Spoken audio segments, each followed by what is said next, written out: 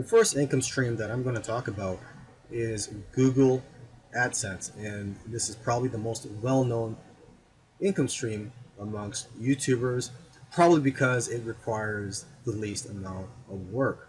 And this is actually my least favorite income stream.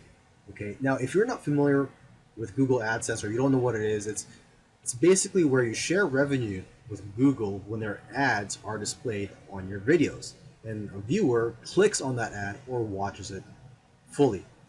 Now, here's what I don't like about this business model. First, you cannot control this revenue stream, and you're going to make very little money through this business model. You're only going to make between $1 to $2.50 on every 1,000 views, or CPM. CPM means cost per thousand.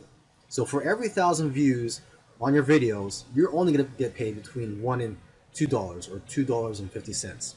So if you do the math, if your goal is to make, let's say, $1,000, then you need to get 500,000 views.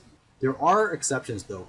If you niche your channel down and become really targeted, you can earn more money per 1,000 views. For example, I know of a YouTuber who's making $15 instead of the average $1 to $2 per 1,000 views. So for every 1,000 views, he's making $15.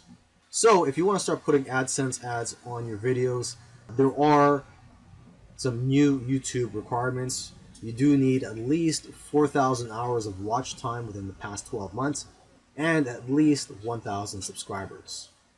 Now, if the thought of making money through AdSense depresses you, don't worry. In the following videos, I'll talk about other business models that you can apply in which you can actually earn more money than AdSense, and that requires, or actually does not require you to have a large YouTube channel.